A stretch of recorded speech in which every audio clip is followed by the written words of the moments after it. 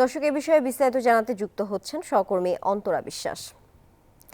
অন্তরা, বৈঠকে কি কি সিদ্ধান্ত হয়েছে বিস্তারিত জানাবেন।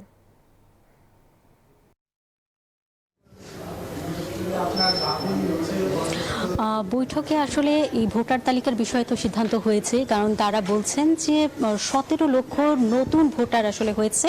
তো এই 17 লক্ষ ভোটার হওয়ার কথা না বলে তারা মনে করছেন এর চাইতে অনেক বেশি ভোটার তালিকাভুক্ত হওয়ার কথা ছিল। তারা মনে করছেন 27 থেকে 28 লক্ষ আরও নতুন ভোটার হওয়ার কথা ছিল।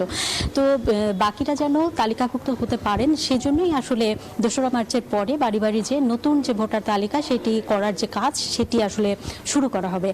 আর যে 4 নির্বাচন কমিশনারকে প্রধান করে 4টি আলাদা কমিটি করার কথা, সেই 4টি কমিটির মধ্যে একটি হচ্ছে এই ভোটার তালিকা এবং সেই সঙ্গে বসুন্ধরা টিস্যুতে ছাড়ের ছড়াছড়ি। বসুন্ধরা টিস্যু নিয়ে এলো নিশ্চিত ছাড়। যে প্রযুক্তি রয়েছে সেই প্রযুক্তির বিষয়ে একটি কমিটি হয়েছে এবং সেই কমিটির যিনি প্রধান তিনি হচ্ছেন ব্রিগেডিয়ার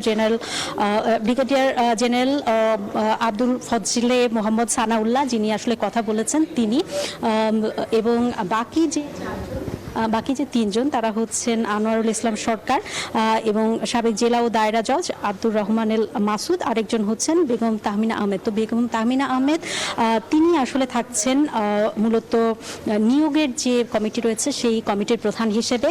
আর ভোট কেন্দ্র সীমানা প্যানেল প্রস্তুত এই সকল বিষয়টি থাকছেন আনোয়ারুল ইসলাম সরকার তার অধীনে। এবং আরেকটি যে কমিটি রয়েছে সেই কমিটি হচ্ছে আব্দুর রহমানুল মাসুদ, তিনি প্রধান হিসেবে থাকবেন। সেটি হচ্ছে আরেকটি কমিটির, সেটি হচ্ছে আইন ও বিধিমালা কমিটি।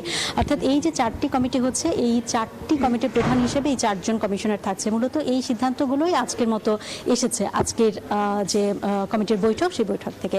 এই ছিল আমার কাছে এখান থেকে সর্বশেষ খবর। অন্তরা, আপনাকে ধন্যবাদ।